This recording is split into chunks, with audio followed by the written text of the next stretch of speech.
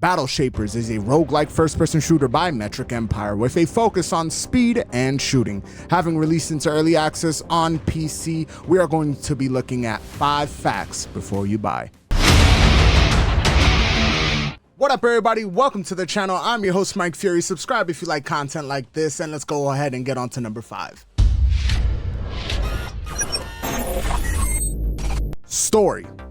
Really light on the storytelling here in Battle Shapers. You play as Ada, a very special shaper from another time, who happens to be dormant at the time of the Overlords, also known as the bad guys, taking over New Elysium, also known as the world where this takes place in, plunging the world itself into chaos. And now you are its only hope. Well, at least that's everything I could piece together.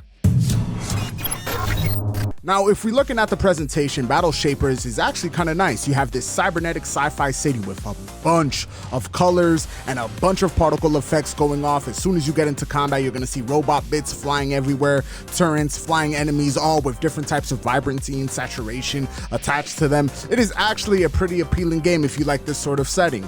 Now, at the same time, it is a roguelike, so you will see repetitive rooms, you will see repeat areas, and repeat enemy designs. This is ingrained into the game, but that's only the visual aspect of it. Now onto the audio side of it, the music is actually kind of good. You have these EDM, techno beats, synths. You're gonna get a lot of that. It fits well with the setting for the most part. I haven't seen too much variety on it, but they do vary upon stages and upon boss battles. So it is very important in the important bits, right? Especially combat, music kicks in. It actually feels pretty empowering to hear the music in the background and the environments and the different special effects going off. It's pretty nice, right? But at the same time, we have no voice acting. So if you are I'm a huge fan of voice acting. As of right now in the early access, we have none. Is that going to change down the line? I don't know. Depends on how well the game does. But as of right now, you will have to read a little bit in the game.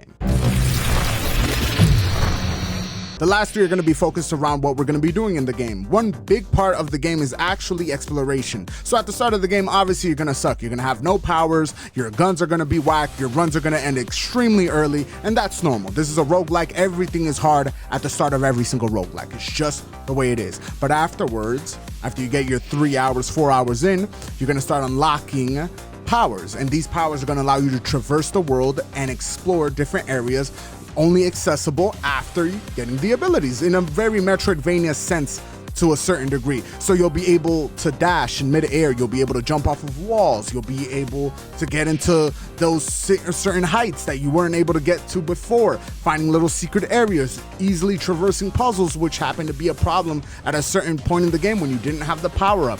All of this is going to be accessible as you progress through the game, and it's actually kind of fun because even though combat and shooting is definitely the star of the show, the exploration aspect of it is actually pretty fun too. Another facet of Battle Shapers is going to be the progression system. Now, there is a lot of really cool things already at launch in this early access for progression.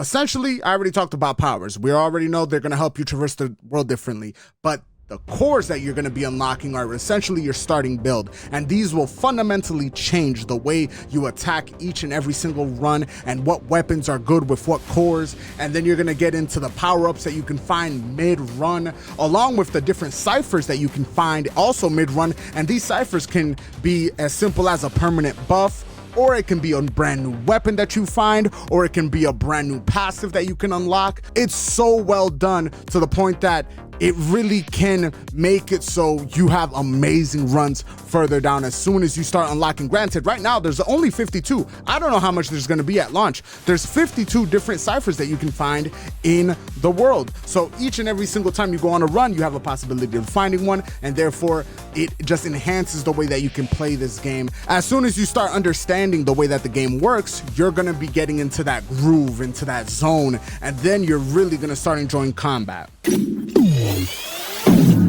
And lastly, we're gonna dive right into combat. Combat is a bit of Overwatch and a little bit of BioShock 2. It's that first-person shooter where you kind of have both hands available, and therefore one hand has a power or a certain ability or a certain type of thing that it does, and then the other hand happens to have your main weapon. And that right there is probably the best way I can put it. If you've ever played BioShock 2, it's definitely, because Big Daddy has the drill and then has a certain particular gun in the other hand.